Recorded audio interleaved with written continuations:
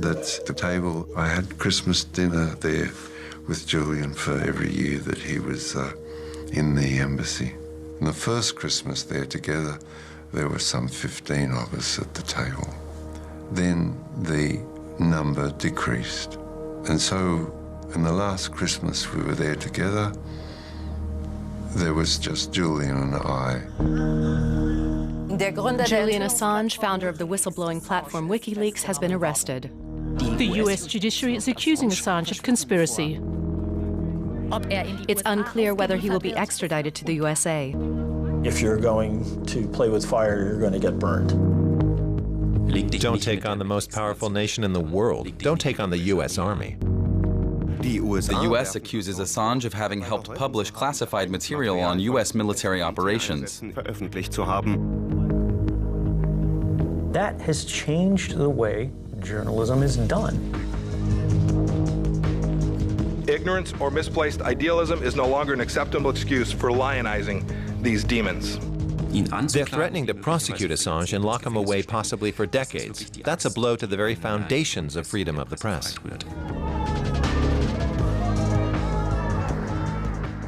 I think his life is genuinely in danger.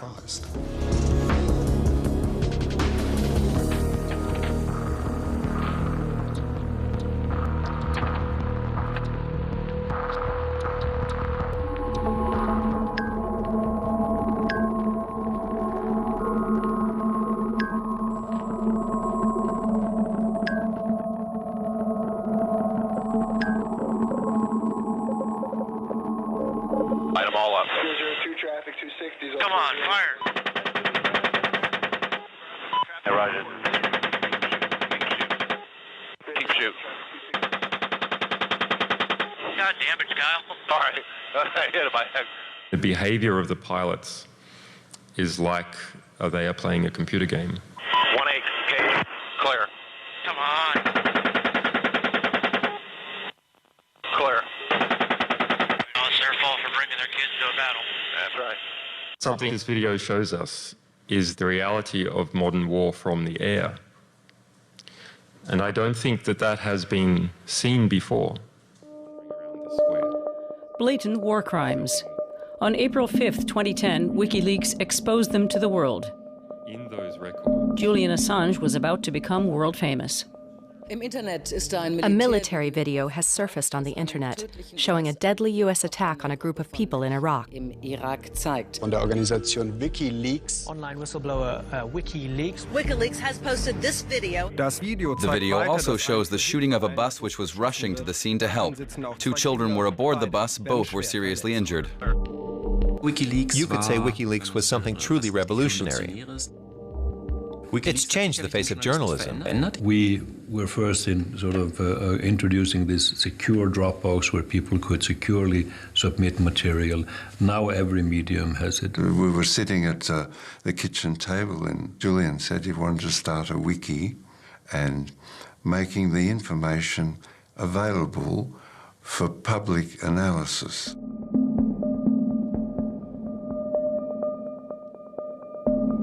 I thought it was a handsome idea, yeah.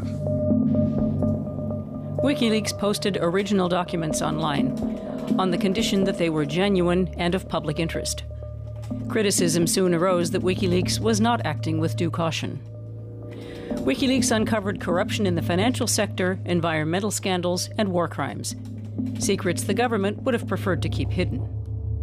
I think people have a enormous misunderstanding of the work of WikiLeaks. This model allowed journalists to work with primary hard source material at a scale and with a kind of sophistication that had never really previously been done before.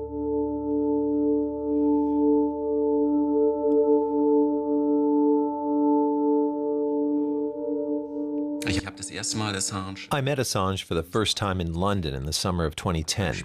Back then we had heard at Spiegel magazine that WikiLeaks had received a huge cache of secret documents. We were asked to come to London and meet Assange to find out more details. It turned out that WikiLeaks did indeed have 3 huge packages of documents, one with almost 100,000 war reports of the U.S. Army on the Afghanistan War, then several 100,000 from the Iraq War, and finally 250,000 confidential diplomatic cables from the U.S. State Department. All in all, there were 750,000 documents. The WikiLeaks documents were at the center of unprecedented attention. Der Spiegel, the New York Times, and The Guardian were the first to join forces to evaluate the documents.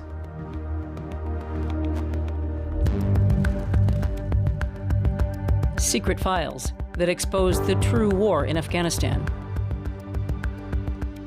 German soldiers are also said to be having increasingly serious problems.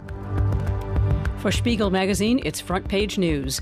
Evidence of the U.S. Secret Task Force 373 in Afghanistan, who hunt and kill of their own accord. The files also reveal the brutality of the war being waged. Many more civilians were killed in military interventions in recent years than officially confirmed. It was like being hit by a very large wave. It was quite a shocking experience.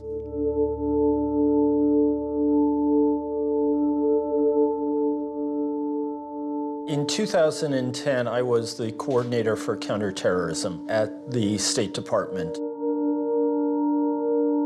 It was, abundantly evident that this was going to be a diplomatic disaster for the United States.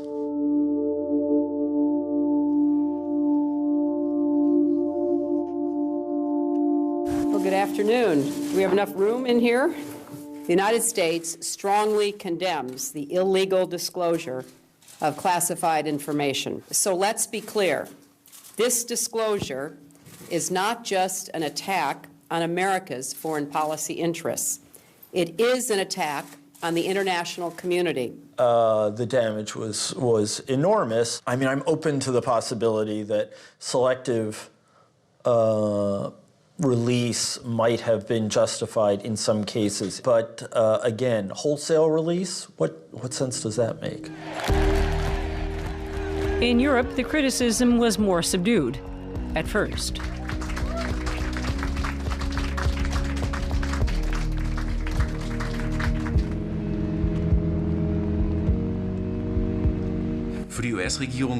To the U.S. government, it was clear right from the start that Assange was an existential threat. I think you can put it as simply as he had crossed a line. You should never take on the most powerful nation in the world. Don't take on the U.S. Army. Don't take on the Secret Services, the CIA. If you do, you'll be met with enormous blowback. Hillary Clinton once said, "Can't we just take the guy out with a drone?"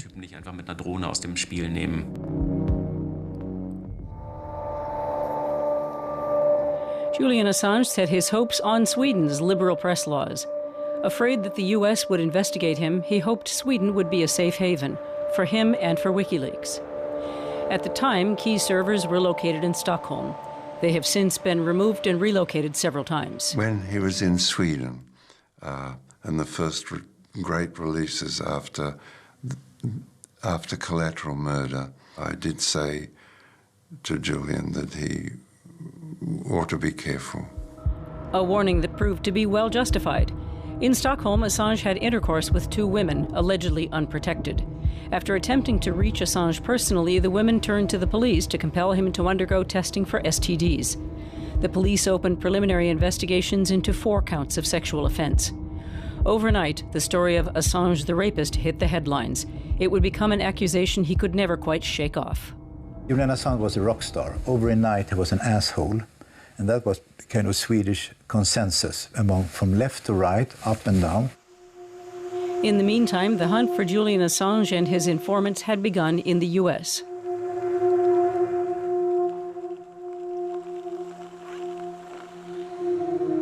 We want whatever they have returned to us, and we want whatever copies they have expunged, erased, gone. We're not alone in this endeavor. The FBI, the DOJ are also investigating this, are also involved in this matter. Later, U.S. investigators discovered a chat protocol on one Army private's computer. It was to become a key piece of evidence and form the basis of the present charges.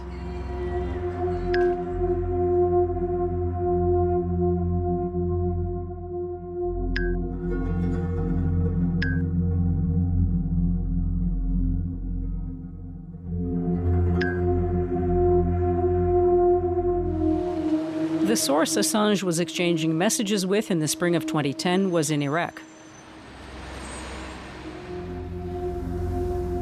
It was Chelsea Manning, then Bradley Manning, an intelligence analyst with the U.S. Army. The two didn't know each other personally, only through their anonymous handles or aliases. They proceeded, getting to know each other cautiously, bit by bit.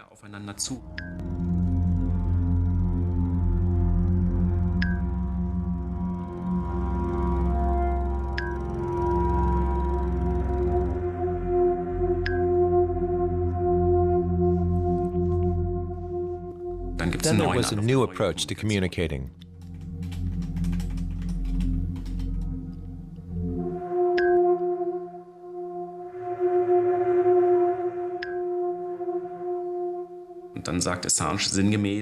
Then Assange wrote, "Curious eyes never run dry." This is quoted in the Bill of Indictment, and it's a very thin line. While journalists should never incite anyone to steal or intrude to gain information, they of course do want to know what their sources can offer. In the spring of 2019, a U.S. federal grand jury unsealed an indictment against Assange. 17 further charges under the Espionage Act on obtaining and publishing classified information soon followed. The possible sentences total up to 175 years in jail. Count 18 of the indictment, conspiracy to commit computer intrusion, better known as hacking. Assange is said to have given Manning advice on how to remain anonymous. I believe he's closer to a spy than a journalist because his business involves stealing information. His use of information is not informed by a story, by a narrative, and by a public point that needs to be made. They were out to destroy because he exposed war crimes, criminal activities, murder of hundreds of thousands, displacement of millions. In Sweden, Assange was being investigated by public prosecutors for an allegation of rape. He had spent some time living temporarily with Donald Bostrom. The Swedish journalist had tried to mediate between Assange and the two women in question and also made a statement to the police. I read everywhere that he was recovered, running away, escaping from everything. But that's not the fact. The fact is actually he went to the police, he was interrogated, then he stayed another 5 weeks waiting for the next step in the process, which never occurred. Swedish authorities granted him permission to travel to London. Then they wanted him back for more questioning, insisting it take place in Sweden. Assange asked for assurance that he would not be extradited to the U.S. His request was denied. And so he decided to apply for asylum in Ecuador, escaping first to their embassy in London. He arrived at 1 p.m. in the afternoon. He had his asylum petition ready to be handed. Australian Julian Assange is currently in London in the Ecuadorian embassy. Ecuador has granted Assange asylum, but it's unclear how he intends to get there from the London embassy. The British police are outside, ready to arrest him the moment he emerges to get to the airport. Assange was trapped in the heart of London. And Sweden fell silent. No hearing, no charges. Then, in 2016, WikiLeaks made another major release. The DNC leaks implicated the Democratic Party. They included emails that shed a harsh light on Hillary Clinton's campaign manager. There have been new email disclosures, once again jeopardizing Hillary Clinton's career. The whistleblowing platform WikiLeaks has released confidential emails pointing to the DNC preferring Clinton to run as the Democratic presidential candidate instead of the outsider Bernie Sanders. He clearly disliked Hillary Clinton. He didn't like John Podesta, her campaign manager, and he was happy to do whatever he could to damage their interests. The whistleblowing platform WikiLeaks quoted Clinton from well-paid speeches she allegedly held before Wall Street firms.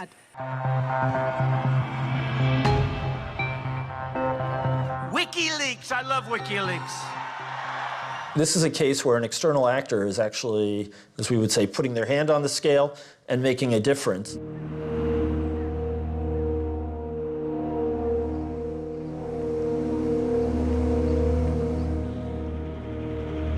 Was the Russian intelligence service using the principle of WikiLeaks to promote its own interest?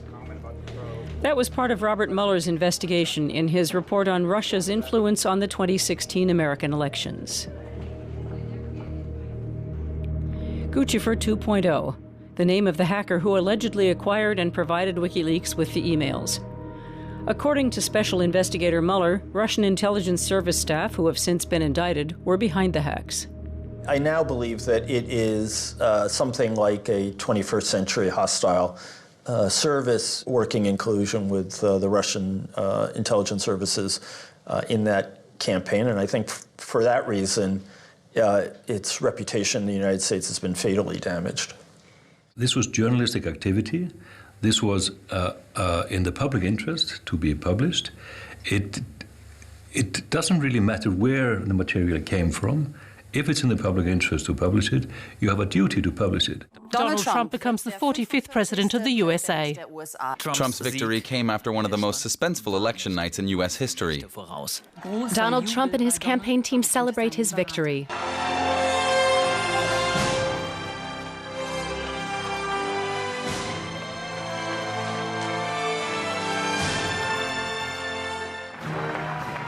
After being sworn into office, Trump claims he's never heard of WikiLeaks. I, Donald John Trump, do solemnly swear that it's unclear what impact the WikiLeaks release had on the election results. There is no evidence that WikiLeaks knew who was behind the email dump.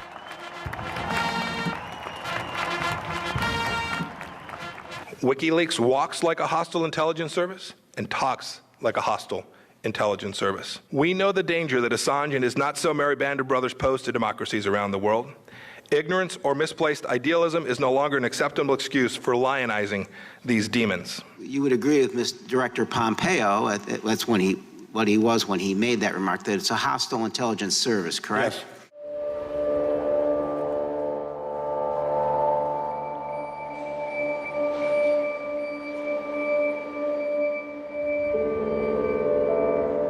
He made himself a target for intelligence services all over the world because of the information that he was releasing.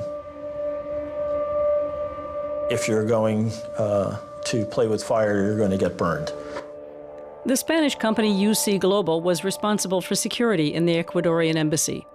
Their boss, David Morales, was a former Spanish military officer with good contacts in the U.S.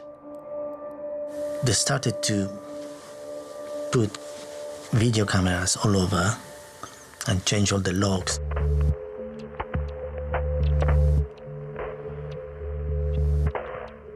The only goal should be protect the embassy. In 2017, presidential elections were held in Ecuador. Having already served 2 terms, Rafael Correa, who had previously granted asylum to Assange, was unable to run again. And cheer up. Welcome to the club of the persecuted. Thank you, President Correa. He was succeeded by the new president, Lenin Moreno, who sought a closer relationship with the U.S. This also changed the atmosphere in the London embassy.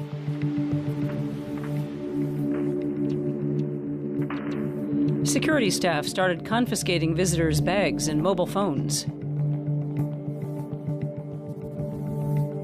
They appeared to have been tasked with collecting as much information as possible. Actress and activist Pamela Anderson would visit Julian Assange regularly. While she was talking to him, security staff apparently inspected her cell phone, noting her password on a yellow slip. Data seems to have been systematically gathered from Assange's guests. Phones were forcibly opened, private messages copied and stored without consent, observation reports compiled.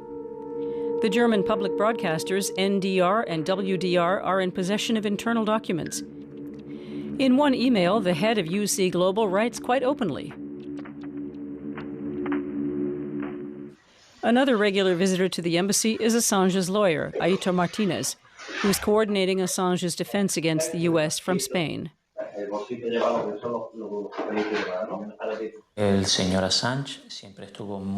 Mr. Assange was always very concerned about being listened in on.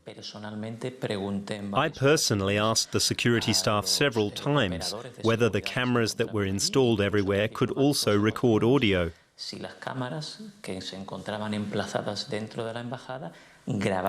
This was always denied. In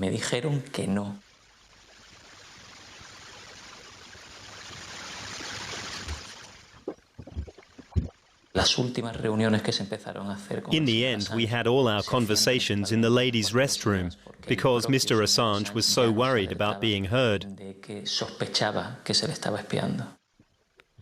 According to one of the staff, the security firm installed a bug in the ladies' room shortly afterwards, behind this box.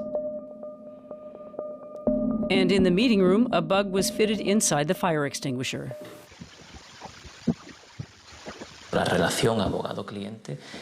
Confidential communication between lawyer and client is a fundamental right in every democratic country of the world. The bugged material seems to have ended up in the hands of North America via the Spanish security firm.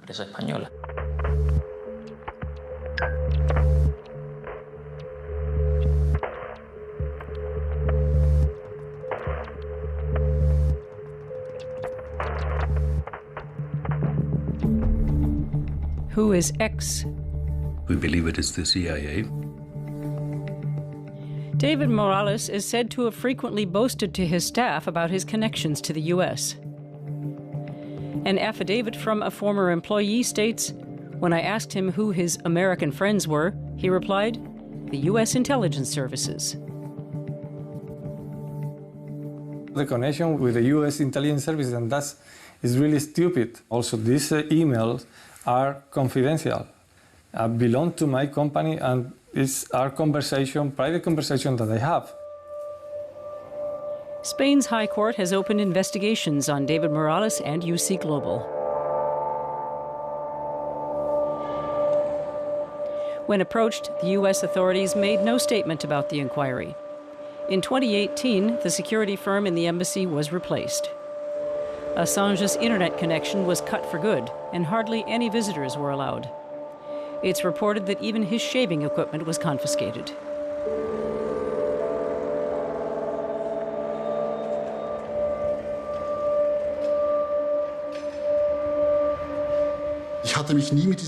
I had never been involved with this case before, but then I took a closer look. I took 2 medical experts with me.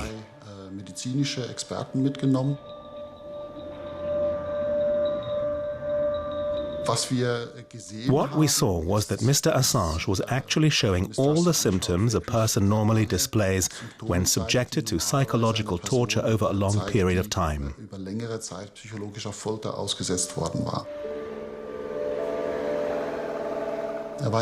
He was stuck inside the embassy for 7 years, with very little input from the outside world.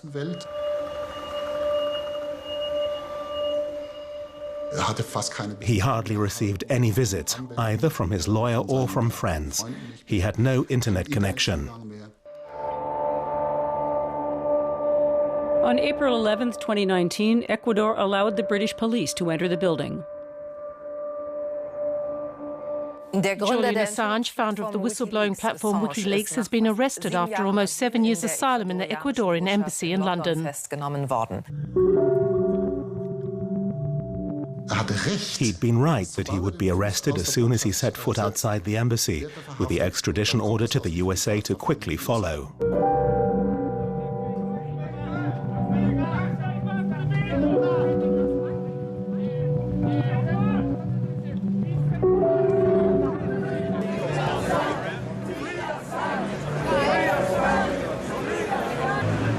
In Britain, he was placed before a judge straight after being arrested and convicted within just 15 minutes. During the whole trial, the only words he uttered were, "I plead not guilty." But the judges insulted him as a narcissist, saying he was only concerned with his personal interests. Der nichts anderes im Sinn hat als seine Eigeninteressen.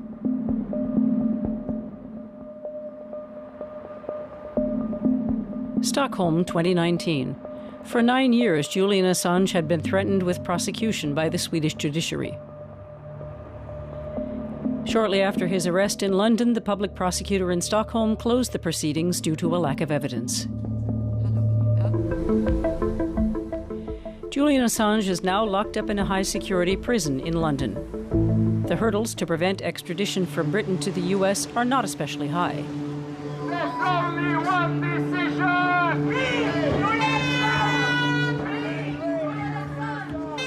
No evidence needs to be provided as long as there are grounds for suspicion of a crime having been committed.